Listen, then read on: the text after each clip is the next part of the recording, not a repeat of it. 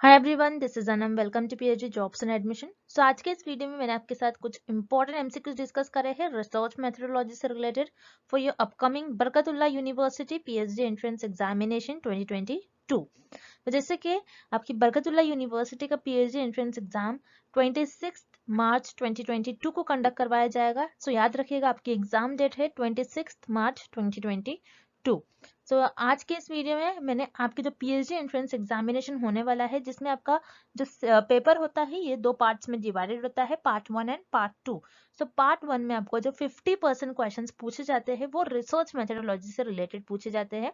इसलिए आपकी प्रिपरेशंस के लिए मैंने इस वीडियो में रिसर्च मेथोडोलॉजी से रिलेटेड कुछ इंपॉर्टेंट क्वेश्चंस आपके साथ डिस्कस करा है जो एग्जामिनर जनरली एग्जाम में क्वेश्चंस पूछते हैं। सो मैंने हर एक क्वेश्चन को डिटेल में एक्सप्लेन करा है। सो याद रखिएगा, हर एक क्वेश्चंस को आप मैंने आपको अच्छी तरीके से सॉल्व करवाया, तो आप इसके एक बारी प्रैक्टिस कर लीजिएगा और सारे क्वेश्चंस को एक बारी गो थ्रू कर लीजिएगा, जिससे कि आपको पता चल जाएगा कि आपकी कितनी प्रिपरेशन हुई है। अब उसी के साथ साथ मैं आपको बता दूं कि आपकी प्रिपरेशंस के लिए हमने full syllabus video lectures, notes, mock test और 1 डे रिवीजन पीडीएफ लॉन्च करा है, जिससे कि आप इस कंटेंट का यूज कर आप आपके इजीली पीएचडी एंट्रेंस एग्जामिनेशन को क्रैक कर पाओगे। अब कई स्टूडेंट्स का हमें फीडबैक आता है कि हमारे इसी कंटेंट से एग्जाम में कई क्वेश्चंस पूछे गए थे। अब जैसे कि कल बनारस हिंदू यूनिवर्सिटी का रिसर्च एंट्रेंस टेस्ट हुआ था, जिसमें कि 40 क्वेश्चंस रिसर्च मेथोडोलॉजी से पूछे जाते हैं। अब कई स्टूडेंट्स का हमें फीडबैक आया है कि उनके एग्जाम में उनको 30 क्वेश्चंस, 20 क्वेश्चंस ऐसे एग्जाम में पूछे गए थे। यानी आपका जो पेपर होता है उसके ज्यादातर क्वेश्चंस हमारे इसी कंटेंट से पूछे जाते हैं। सो याद रखिएगा, हमारे इस कोर्स को परचेस करने के लिए स्क्रीन पर जो आपको नंबर नजर आ रहा है उस पर हमें व्हाट्सएप के थ्रू ही आपको कांटेक्ट करना है, नॉर्मल कॉल्स नंबर पर नहीं लगेगा। और डिस्क्रिप्शन बॉक्स में हमने हमारे ऐप के लिंक प्रोवाइड कर रखी है, जिसमें कि आप 1 क्लिक में ही जाकर सारे रिसर्च मेथोडोलॉजी के स्टडी मटेरियल को एक्सेस कर सकते हो। So that's it and let's begin with the video. हमारे इस रिसर्च मेथोडोलॉजी के कोर्स में हम आपको full syllabus video lectures, notes, 10 full syllabus mock test, 1000 plus practice MCQs PDF provide करेंगे in both language, Hindi as well as in English. So हमारा जो ये रिसर्च मेथोडोलॉजी का कंटेंट है, ये हमने हमारे एक्सपीरियंस के बेसिस पर और जो एक्चुअल पीएचडी एंट्रेंस एग्जाम में क्वेश्चंस पूछे जाते हैं वो सारी चीजें हमारे इस रिसर्च मेथोडोलॉजी के कंटेंट में हमने कवर करे हैं। तो आपको हमारा, अगर आप कोर्स परचेस करोगे, अगर आप हमारा कोर्स फॉलो करोगे, तो आपको कुछ इस तरीके से हमारे रिसर्च मेथोडोलॉजी के कंटेंट में आपको प्रिपरेशन करना है कि आपको हमारे जो नोट्स है और जो मॉक टेस्ट इसको एक वीक में कवर कर लेना है। और ये जो 1000 प्लस एमसीक्यूज पीडीएफ है, 1000 प्लस एमसीक्यूज पीडीएफ, ये आप आपके एज अ रिविजन के तौर पर यूज कर सकते हो। आप आपके एग्जाम के एक दिन पहले, और अगर आप आपके एग्जाम के इवन 4 to 5 आवर्स पहले भी इसको एक बार रीड कर चले जाओगे, तो आप एग्जाम में इजीली क्वेश्चंस को मार्क कर आ जाओगे। तो मैं आपको गारंटी देती हूँ कि हमारे इसी रिसर्च मेथोडोलॉजी के कंटेंट से आपको एग्जाम में क्वेश्चंस पूछे जाएंगे।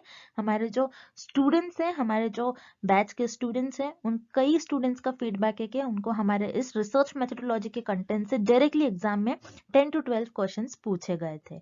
सो हमारे इस स्टडी मटेरियल को परचेस करने के लिए आपको इस नंबर पर हमें व्हाट्सएप के थ्रू कॉन्टैक्ट करना है। याद रखिए, आपको व्हाट्सएप के थ्रू ही हमें कॉन्टैक्ट करना है। और आप अगर मैसेज करते हो, मैसेज करने के विद इन 15 to 20 मिनट्स में आपको सारा स्टडी मटेरियल प्रोवाइड कर देंगे।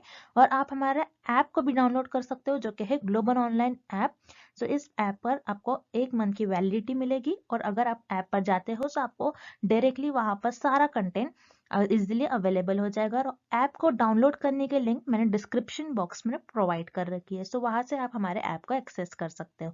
And let's begin with the video. The amount of non-response might be maximum in case of। इस क्वेश्चन में हमें पूछ रहा है, ऐसा कौन सा डेटा कलेक्शन टूल है जिसमें जो रिस्पोंडेंट है, मतलब जो रिसर्चर के क्वेश्चंस को आंसर कर रहे हैं, रिस्पॉन्स कर रहे हैं, उनका रिस्पॉन्स मैक्सिमम नहीं होगा। नॉन रिस्पॉन्स लिखा है यहाँ पर। सो याद रखिए, ऐसा डेटा कलेक्शन टूल जिसमें जो रिस्पोंडेंट है उनका रिस्पॉन्स मैक्सिमम नहीं होगा, वो होता है आपका डेटा कलेक्शन टूल मेल सर्वे। क्योंकि मेल सर्वे में क्या होता है, जो रिसर्चर है, रिसर्चर रिस्पोंडेंट को क्वेश्चन सेंड कर देते हैं और फिर उनका रिस्पॉन्स कर जो रिस्पोंडेंट है फिर बाद में रिसर्चर को वो उनका रिस्पॉन्स भेज देते हैं। सो यहाँ पर मेल क्वेश्चनर में जो रिसर्चर है जो रिस्पोंडेंट है, रिस्पोंडेंट का चांस ऐसा होगा कि वो मैक्सिमम रिस्पॉन्स नहीं कर सकते, यहाँ पर उनका रिस्पॉन्स करने का जो चांस होता है वो मैक्सिमम नहीं कर सकते। उसी तरीके से हम रिमेनिंग ऑप्शंस भी देख लेते हैं, जैसे पर्सनल इंटरव्यू हो रहा है, यानी 1-to-1 face to face interview हो रहा है। सो यहाँ पर ऑब्वियसली जो रिसर्चर क्वेश्चन पूछेंगे सो रिस्पोंडेंट उनका रिस्पॉन्स करेंगे। उसी तरीके से टेलीफोन इंटरव्यू पर भी जो इमीडिएटली रिस्पॉन्स मिल रहा है, immediately researcher face to face उनसे कांटेक्ट करेंगे, मतलब कांटेक्ट हो रहा है। सो यहाँ पर टेलीफोन इंटरव्यू में भी जो रिस्पोंडेंट है वो उनका चांस ज्यादा होता है कि वो रिस्पॉन्स करे। देन लास्ट इज ऑब्जर्वेशन में यहाँ पर रिसर्चर का मेन रोल होता है, क्योंकि रिसर्चर खुद चीजों को ऑब्जर्व करते हैं, यहाँ पर रिस्पोंडेंट का कोई रोल ही नहीं होता है। तो यहाँ पर ऑब्वियसली आपका ऑप्शन डी इनकरेक्ट हो जाएगा। और पर्सनल इंटरव्यू, टेलीफोन इंटरव्यू में जो रिस्पोंडेंट है, रिस्पोंडेंट के रिस्पॉन्स करने का चांस मैक्सिमम होता है, इसलिए यहाँ पर आपका ऑप्शन बी और सी ये दोनों भी इनकरेक्ट हो जाएंगे। और इस क्वेश्चन का आपका राइट आंसर हो जाएगा ऑप्शन ए, मेल्ड क्वेश्चन है। सो याद रखिएगा एग्जाम में डेटा कलेक्शन टूल से आपको एग्जाम में 1 और 2 क्वेश्चंस पूछे ही जाते हैं। सो ऐसे टाइप के क्वेश्चंस आप आपके एग्जाम में डायरेक्टली एक्सपेक्ट कर सकते हो। Next, data collected using observations, interviews and questionnaires is known as. इस क्वेश्चन में पूछ रहा है कि डेटा कलेक्ट करा गया using observation, interviews and questionnaire. So ये कौन सा डेटा कहलाएगा? क्या ये प्राइमरी डेटा होगा, सेकेंडरी डेटा होगा, लिटरेचर रिव्यू होगा या फिर ई सोर्सेज होगा? हमें ये पता करना है इस क्वेश्चन में। सो क्वेश्चन को सॉल्व करने से पहले आपको पता होना चाहिए ऑब्जर्वेशन, इंटरव्यूज एंड क्वेश्चनर्स ये तीनों भी होते क्या है। सो ऑब्जर्वेशन क्या होता है? ऑब्जर्वेशन जो रिसर्चर खुद परफॉर्म करते हैं, जैसे मान लीजिए रिसर्चर को कोई एनिमल पर स्टडी करना है, सो रिसर्चर खुद फॉरेस्ट में जाकर उन लोगों को ऑब्जर्व करेंगे, एनिमल्स को ऑब्जर्व करेंगे, उनका बिहेवियर क्या है, वो एक दूसरे से कैसे बिहेव करते हैं, वो किस तरीके से उनकी लाइफस्टाइल होती है। सो ये सारी चीजें रिसर्चर खुद ऑब्जर्व करेंगे और खुद डेटा को कलेक्ट करेंगे। उसी तरीके से इंटरव्यू में रिसर्चर जो एक्सपर्ट्स होते हैं, कोई डिसीज के एक्सपर्ट्स हो जाएंगे, कोई ऐसे ही कुछ एक्सपर्ट से इंटरव्यू परफॉर्म करते हैं और इंटरव्यूज के थ्रू डेटा कलेक्ट करते हैं। उसी तरीके से क्वेश्चन इज क्या होता है? एक लिस्ट ऑफ क्वेश्चंस होती है, एक लिस्ट होती है जिसमें क्वेश्चंस होते हैं और उनका रिस्पोंडेंट जो है रिस्पॉन्स करते हैं। सो याद रखिए ऑब्जर्वेशन, इंटरव्यूज एंड क्वेश्चन से रिसर्चर को जो भी रिस्पॉन्स मिलता है वो एक न्यू रिस्पॉन्स मिलता है, मतलब रिस्पॉन्स जो मिल रहा है रिसर्चर को एक तौर पर डेटा ही मिल रहा है, और जो भी डेटा मिलता है इन तीनों भी डेटा कलेक्शन टूल से वो एक न्यू डेटा होता है। याद रखिए जब भी एक न्यू डेटा होता है, जब भी एक ओरिजिनल डेटा होता है, वो आपका प्राइमरी डेटा होता है। सो प्राइमरी डेटा वो डेटा होता है जो न्यू डेटा हो, जो ओरिजिनल डेटा हो और जो रिसर्चर खुद कलेक्ट करते हो डिफरेंट टूल्स यूज करते हो, उसे हम कहते हैं प्राइमरी डेटा। सो इस क्वेश्चन का आपका राइट आंसर हो जाएगा ऑप्शन ए, प्राइमरी डेटा। अब जो रिमेनिंग ऑप्शंस है उन्हें भी हम देख लेते हैं, जैसे लिटरेचर रिव्यू क्या होता है? जिसमें एक सिस्टमैटिक वे में, एक ऑर्गेनाइज्ड वे में बताया जाता है कि कौन कौन से रिसर्चर ने पुराने टॉपिक्स पर रिसर्च की है, कितने कितने रिसर्च हुए हैं उन पर्टिकुलर टॉपिक्स पर। सो यहाँ पर लिटरेचर रिव्यू से आपको आइडिया लग जाता है कि किन टॉपिक्स पर रिसर्च हुई है और किन पर रिसर्च नहीं हुई है। सो लिटरेचर रिव्यू में आपको जो भी डेटा मिलेगा ये ऑलरेडी अवेलेबल होता है, तो ये सेकेंडरी सोर्स हो जाएगा, आपका सेकेंडरी डेटा हो जाएगा, ना कि प्राइमरी। सो यहाँ पर आपका ऑप्शन भी इनकरेक्ट हो जाएगा। उसी तरीके से ई सोर्सेज जैसे इंटरनेट पर जो डेटा अवेलेबल होता है ये भी सेकेंडरी होता है। सो यहाँ पर आपका ऑप्शन सी इनकरेक्ट हो जाएगा and option D secondary data. Obviously secondary data नहीं होगा, सेकेंडरी डेटा वो डेटा होता है जो ऑलरेडी अवेलेबल होता है, जो पुराने रिसर्चर ने ऑलरेडी रिसर्च की होती है। सो यहाँ पर आपका ऑप्शन डी भी इनकरेक्ट हो जाएगा और आपका इस क्वेश्चन का राइट आंसर हो जाएगा ऑप्शन ए, प्राइमरी डेटा। याद रखिए प्राइमरी डेटा और सेकेंडरी डेटा पर एग्जाम में कंपलसरी 1 क्वेश्चन पूछा ही जाता है। Next, what is spurious correlation? इस क्वेश्चन में हमें पूछ रहा है सुपीरियस कोरिलेशन का मीनिंग क्या होती है, डेफिनेशन क्या होती है। सो याद रखिए सुपीरियस कोरिलेशन क्या होता है? जब भी आपके पास 2 वेरिएबल्स होते हैं, उन 2 वेरिएबल्स में कुछ ना कुछ कोरिलेशन होगा, लेकिन आप ये नहीं कह सकते हो कि उनके बीच में कॉजल रिलेशन होगा। मतलब 2 वेरिएबल होंगे, एक वेरिएबल ए एंड एक वेरिएबल बी, इनके बीच में कुछ ना कुछ रिलेशन तो होगा, लेकिन इनके बीच में कॉज एंड इफेक्ट रिलेशनशिप नहीं होगा। जैसे मान लीजिए हम एक एग्जांपल लेते हैं, in the month of June के मंथ में आपने एक पर्टिकुलर सिटी में ये देखा, वहां पर आइसक्रीम की जो सेल्स थे ये बहुत ज्यादा हो रही थी, और आपने उसी मंथ में ये भी देखा कि उस पर्टिकुलर सिटी में और उस पर्टिकुलर एरिया में चोरी भी ज्यादा हो रही है। सो यहाँ पर आप कह सकते हो कि आइसक्रीम की ज्यादा सेल हो रही है एंड चोरी भी ज्यादा हो रही है। सो यहाँ पर जो आप दोनों भी वेरिएबल देख रहे हैं, आपको ऐसा देखने से लग रहा है कि दोनों भी वेरिएबल में कुछ ना कुछ रिलेशन है, क्योंकि एक वेरिएबल बढ़ रहा है तो दूसरा वेरिएबल भी बढ़ ही रहा है। लेकिन आप ये नहीं कह सकते हो कि आइसक्रीम की वजह से उस पर्टिकुलर सिटी में, उस पर्टिकुलर एरिया में चोरी ज्यादा हो रही है। लेकिन आप ये कह सकते हो कि आइसक्रीम की सेल ज्यादा हो रही है एंड यहाँ पर चोरी भी ज्यादा हो रही है। तो इनके बीच में कुछ ना कुछ हमें ऐसा लग रहा है, आइडिया लगेगा, क्योंकि ये दोनों भी जो वेरिएबल्स है सेम डायरेक्शन में मूव कर रहे हैं। लेकिन यहाँ पर कॉज एंड इफेक्ट रिलेशनशिप नहीं है। आइसक्रीम के ज्यादा सेल्स होने की वजह से चोरी ज्यादा नहीं हो रही है। तो इसे हम कहते हैं सुपीरियर कोरिलेशन। तो सुपीरियर कोरिलेशन क्या होता है कि वेरिएबल्स के बीच में कुछ ना कुछ रिलेशन होगा, लेकिन कॉजल इफेक्ट रिलेशनशिप नहीं होगा, मतलब कॉजल रिलेशन नहीं होगा। तो आपका इस क्वेश्चन का जो राइट ऑप्शन हो जाएगा वो जाएगा option C, correlation between two variables having no causal relation.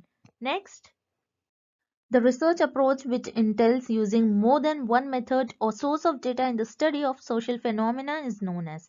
So इस क्वेश्चन में हमें एक डेफिनेशन दी गई है, हमें ये बताना है कि डेफिनेशन किस ऑप्शन की डेफिनेशन होगी।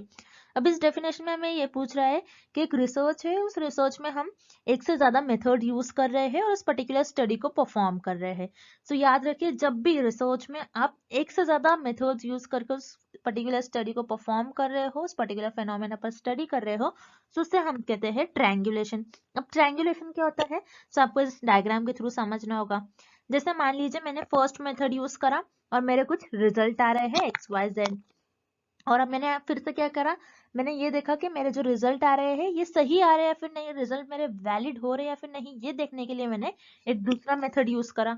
अब मैं क्या करूंगी, दूसरा मेथड परफॉर्म कर कर भी देखूंगी कि मेरा जो रिजल्ट आ रहा था पहले एक्स वाई जेड, जो भी मेरा रिजल्ट आ रहा है वो मेरा एक्स वाई जेड ही रिजल्ट आ रहा है या फिर कुछ और आ रहा है। अब मैंने दूसरा मेथड परफॉर्म किया और मेरा दूसरे मेथड से भी एक्स वाई जेड यही रिजल्ट आ रहा है।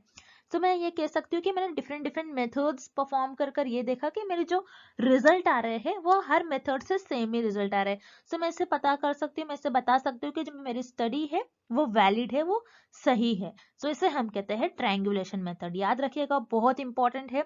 एग्जाम में इस टॉपिक से कई बार आपको क्वेश्चंस पूछे गए थे। ये क्वेश्चन आप 2 to 3 टाइम्स एग्जाम में आपको प्रीवियस ईयर में भी पूछे गए थे, तो आपको याद रखना है। इस क्वेश्चन का आपका राइट आंसर हो जाएगा ट्रायंगुलेशन। उसी तरीके से हम रिमेनिंग ऑप्शंस भी देख लेते हैं। जैसे रिफ्लेक्सिविटी।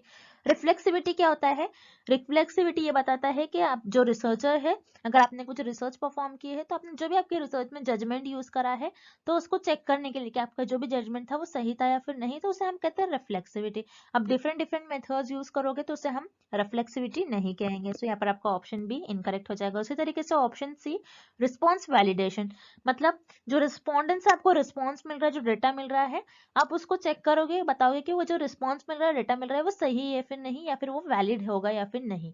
सो इस क्वेश्चन का भी ऑप्शन सी इनकरेक्ट हो जाएगा और इस क्वेश्चन का आपका राइट आंसर हो जाएगा option A, triangulation. Next, snowball sampling is also known as. इस क्वेश्चन में हमें पूछ रहा है कि स्नोबॉल सैम्पलिंग को और हम क्या कहते हैं। सो याद रखिएगा, स्नोबॉल सैम्पलिंग को और हम कहते हैं चेन रेफरल सैम्पलिंग। सो स्नोबॉल सैम्पलिंग को चेन रेफरल सैम्पलिंग क्यों कहते हैं, सो हम इस डायग्राम के थ्रू समझते हैं। अब जैसे मान लीजिए ये पर्सन जो है ये रिसर्चर है। अब रिसर्चर को स्टडी करना है कि कौन कौन से ऐसे पर्सन है जो ड्रग कंज्यूम करते हैं, ड्रग लेते हैं। सो यहाँ पर जो रिस्पोंडेंट है ये खुद से डायरेक्टली नहीं आते हैं, क्योंकि ये ऑब्वियसली अच्छी बात नहीं है किसी जो ड्रग ले रहा है। सो यहाँ पर जो है रिस्पोंडेंट जो है, यहाँ पर रिसर्चर को खुद एक दो रिस्पोंडेंट मिल जाएंगे रिसर्चर को, क्योंकि ये स्टडी ऐसी स्टडी है जिसमें लोग खुद से नहीं आते हैं। सो यहाँ पर रिसर्चर देख रहे हैं कि कौन कौन ऐसे लोग हैं जो ड्रग कंज्यूम करते हैं, उन पर उनको स्टडी करना है कि ड्रग कंज्यूम करने से ह्यूमन बॉडी पर कैसा अफेक्ट होता है। सो रिसर्चर को एक दो लोग मिल गए। अब रिसर्चर इन लोगों से क्या कहेंगे कि और तुम ऐसे लोगों को ढूंढ कर लाओ और ऐसे लोगों को चुनो जो ड्रग लेते हैं। सो ये क्या करेंगे, और 3 लोगों को ढूंढ कर लाएंगे और ये पर्सन भी और दो तीन लोगों को ढूंढ कर लाएंगे। फिर ये इनसे और कहेंगे कि तुम और पर्सन को चुन कर लाओ जो तुम्हें पता है कि ऐसे लोग जो ड्रग कंज्यूम करते हैं। तो ये और एक दो तीन लोगों को चुनेगा, फिर ये पर्सन भी और इसी तरीके से, फिर ये पर्सन भी और इसी तरीके से लोगों को लाएगा इस सैंपल के लिए। तो जैसा कि आप देख रहे हो यहाँ पर रिसर्चर है, रिसर्चर ने कुछ एक दो लोगों को चुन लिया। फिर इन लोगों ने कुछ और लोगों को चुन लिया, मतलब और लोगों को बताया, फिर इन लोगों ने और कई लोगों को बताया। जैसे आप देख रहे हो स्नोबॉल सैम्पलिंग में एक चैन बन रही है, 1 से 2 लोग हो रहे हैं, 2 से 3, 3 से और ज्यादा लोग बढ़ते जा रहे हैं। तो यहाँ पर एक चैन परफॉर्म हो रही है। तो याद रखिएगा स्नोबॉल सैम्पलिंग को और हम कहते हैं चैन रेफरल सैम्पलिंग। तो इस क्वेश्चन का आपका ऑप्शन सी राइट हो जाएगा। अब जो रिमेनिंग ऑप्शन है उन्हें भी हम देख लेते हैं। सर्वे, सर्वे तो नहीं होगा क्योंकि सर्वे क्या होता है जिससे रिसर्चर डेटा कलेक्ट करते हैं। सर्वे एक डेटा कलेक्शन टूल है, इससे यहाँ पर आपका ऑप्शन है इनकरेक्ट हो जाएगा। उसी तरीके से option B judgmental sampling, judgmental sampling भी नहीं होगा क्योंकि यहाँ पर रिसर्चर अपने जजमेंट नहीं लगा रहे हैं, इससे यहाँ पर आपका ऑप्शन बी इनकरेक्ट हो जाएगा। उसी तरीके से ऑप्शन डी कन्वीनियंस सैम्पलिंग, याद रखिए कन्वीनियंस सैम्पलिंग जो है इस पर भी कई क्वेश्चन आते हैं। Convenience sampling is also known as, ऐसे क्वेश्चन आ सकते हैं एग्जाम में। सो याद रखिए कन्वीनियंस सैम्पलिंग को एक्सीडेंटल सैम्पलिंग भी कहते हैं। सो यहाँ पर ऑप्शन डी भी इनकरेक्ट हो जाएगा क्योंकि यहाँ पर रिसर्चर अपनी कन्वीनियंस के हिसाब से पॉपुलेशन में से मेंबर्स को नहीं चुन रहे हैं। लेकिन स्नोबॉल सैम्पलिंग एक ऐसी सैम्पलिंग होती है जिसे हम कहते हैं चेन रेफरल, क्योंकि यहाँ पर एक चेन की तरह रिसर्चर जो है और रिस्पोंडेंट जो है और रिस्पोंडेंट को ढूंढ कर लाते हैं। सो यहाँ पर आपका ऑप्शन सी इस क्वेश्चन का राइट आंसर हो जाएगा। Next, the mid point in distribution of values is known as. इस क्वेश्चन में पूछ रहा है आपका जो डिस्ट्रीब्यूशन है, उस डिस्ट्रीब्यूशन के जो मिड पॉइंट होता है, मिड पॉइंट वैल्यूज को हम क्या कहते हैं, क्या मीन, मीडियन, मोड या फिर स्टैंडर्ड डिविएशन कहते हैं, ये हमें पता करना है। तो हम इस क्वेश्चन को सॉल्व करने के लिए इस डायग्राम का हेल्प लेंगे। जैसे कि आप देख रहे हो इस डायग्राम में मीडियन आप देख सकते हैं, मीडियन। सो जैसे आप देखोगे ये जो डायग्राम है, अगर इस डायग्राम को आप हाफ पार्ट में अगर कट करते हो इस डायग्राम को, तो आपको मिड पॉइंट मतलब मिडिल पॉइंट, सेंटर पॉइंट जो आपको डिस्ट्रीब्यूशन का दिखेगा इस डायग्राम का, जो आपको सेंटर पार्ट, मिडिल पार्ट दिखेगा वो हो जाएगा आपका मीडियन। सो मीडियन क्या होता है, आपका जो डिस्ट्रीब्यूशन है, डिस्ट्रीब्यूशन में जो आपकी मिडिल वैल्यू, सेंटर वैल्यू होती है उससे हम कहते हैं मीडियन। सो याद रखिएगा मीडियन, मीडियन को कैलकुलेट करने का भी कुछ फॉर्मूला होता है। मैंने इसके पहले कई लेक्चर्स में आपको बताया मीडियन को किस तरीके से कैलकुलेट करना है। सो इस पर भी एग्जाम में कई बार क्वेश्चन पूछे जाते हैं। Mean, median and mode calculate करने पर भी एग्जाम में कंपलसरी आपको क्वेश्चन पूछा जाएगा और इस टाइप का भी एग्जाम में क्वेश्चन पूछा जाता है। सो इस क्वेश्चन का आपका राइट आंसर हो जाएगा ऑप्शन बी, मीडियन। अब जो रिमेनिंग ऑप्शंस हैं उन्हें भी हम एक बार देख लेते हैं। मीन क्या होता है, आपके डेटा की एवरेज वैल्यू। अब जैसे कि अगर आप फॉर एग्जांपल किसी एक पर्टिकुलर सिटी का आप इनकम मेजर करें तो आप ये देखोगे कि ज्यादातर लोगों की इनकम क्या है। सो पर्टिकुलर मैंने कोई सिटी में मैंने रिसर्च किया और मैंने ये देखा कि इस पर्टिकुलर सिटी में ज्यादातर लोगों की इनकम 90,000 है। सो आप कहोगे कि एवरेज वैल्यू इस डेटा की आ जाएगी उस केस में 90,000, ज्यादातर, उसे कहते हैं हम मीन। देन उसी तरीके से मोड, मोड क्या होता है, आपके डेटा में जो ऐसी वैल्यू जो मैक्सिमम बार रिपीट हो रही है उसे हम कहते हैं mode. And last is standard deviation. Standard deviation क्या होता है, जो आपका डेटा इस तरीके से स्प्रेड आउट है, इस स्प्रेड आउट को, इस डिस्ट्रीब्यूशन को आप कहते हैं स्टैंडर्ड डिविएशन, कि आपका डेटा किस तरीके से डिस्ट्रीब्यूटेड है उसे हम कहते हैं स्टैंडर्ड डिविएशन। किस तरीके से डिस्पर्ज है, किस तरीके से फैला हुआ है उसे हम कहते हैं standard deviation.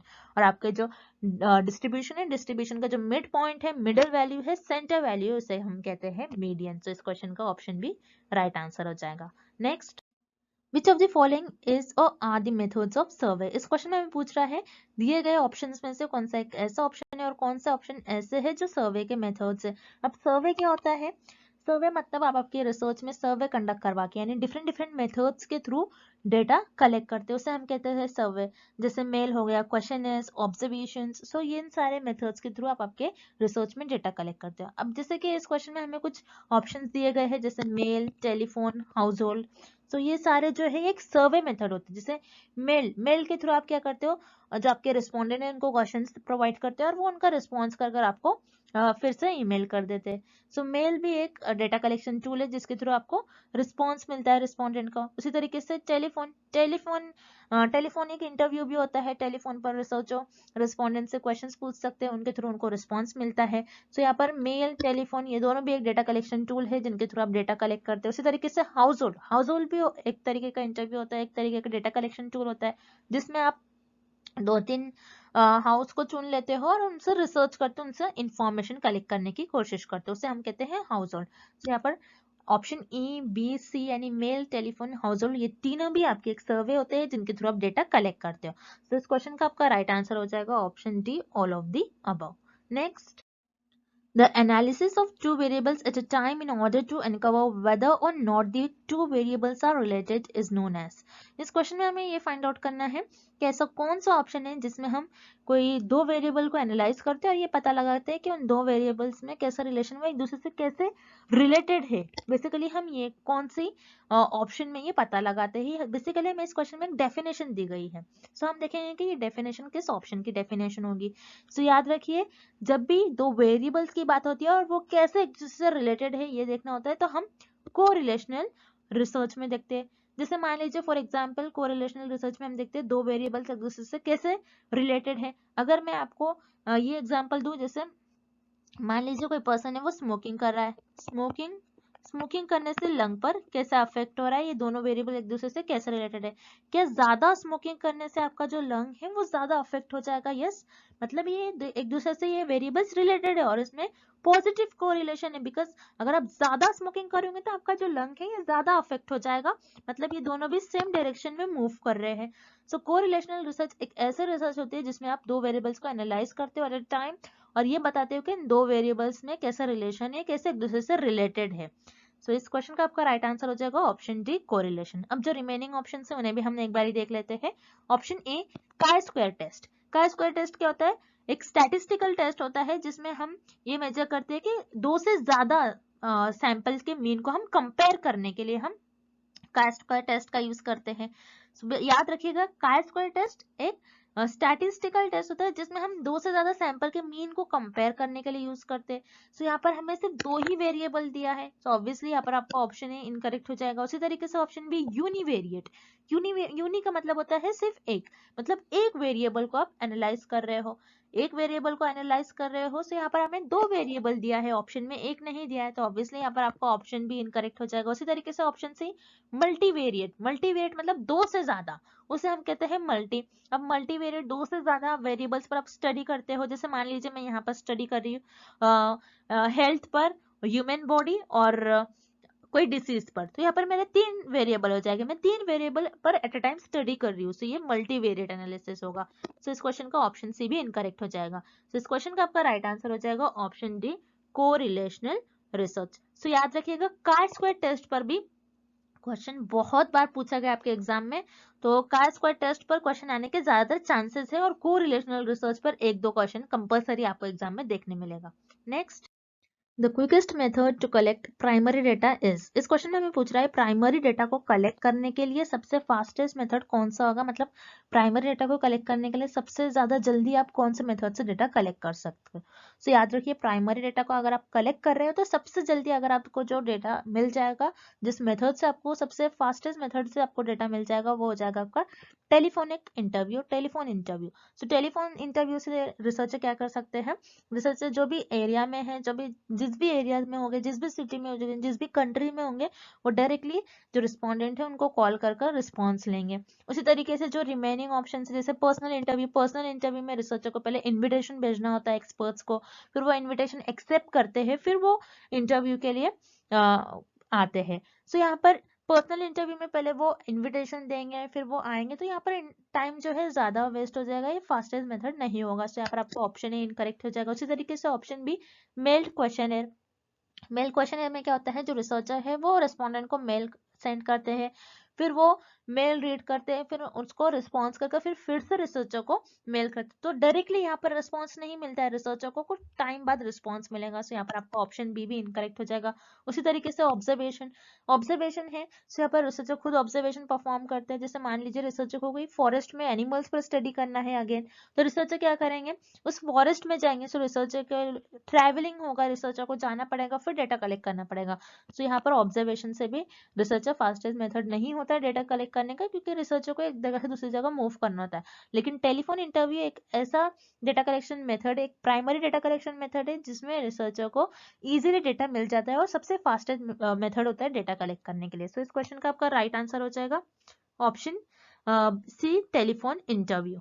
Next, research is a systematic, formal, rigorous, and precise process employed to gain solutions to a problem or to discover and interpret new facts and relationships. So इस क्वेश्चन में बेसिकली हमें एक definition दी गई है, हमें पता करना है ये डेफिनेशन कौन से साइंटिस्ट की डेफिनेशन, किस रिसर्चर ने डेफिनेशन दी थी रिसर्च के लिए। तो याद रखना है, ये जो डेफिनेशन है ये आपके वॉल्स इस साइंटिस्ट ने दी थी 1981 में। 1981 में वॉल्स इस साइंटिस्ट ने ये डेफिनेशन दी थी, जिसमें इन्होंने रिसर्च की एक डेफिनेशन कही है। और रिसर्च को कहा है, रिसर्च एक systematic, formal, rigorous and precise process है। सो यस, रिसर्च आपका सिस्टमैटिक प्रोसेस होता है, जिसमें आपको एक प्रॉपर स्ट्रक्चर, स्टेप्स फॉलो करना होता है, एक फॉर्मल होता है और एक प्रिसाइज प्रोसेस होता है, एक लिमिटेड होता है। आपको कुछ उसी सिस्टमैटिक मैनर में रहकर आपकी रिसर्च को परफॉर्म करना होता है। आप प्रॉब्लम, जो भी प्रॉब्लम होता है उसका सोल्यूशन आप आपके रिसर्च में फाइंड करते हो, और जो भी आपके इंटरप्रेट होते हैं उसको आप टेस्ट करते हो, आप रिलेशनशिप्स फाइंड करते हो आपके रिसर्च में। सो यही डेफिनेशन जो है, ये डेफिनेशन आपके वॉल्स इस साइंटिस्ट ने दी थी 1981 में। सो याद रखना है जो आपके डेफिनेशन है और किस साइंटिस्ट ने ये डेफिनेशन दी थी। एग्जाम में इस टाइप के क्वेश्चन में कंपलसरी एक क्वेश्चन आपको देखने मिलेगा। सो आपको जो फेमस रिसर्चर है उनके कुछ डेफिनेशन याद रख लेना है, और आप इस टाइप के क्वेश्चन को आप इजीली सॉल्व कर पाओगे एग्जाम में। और इस क्वेश्चन का आपका राइट आंसर हो जाएगा option B, walls. And thank you for watching this video. Good luck with your preparation and see you tomorrow with another video.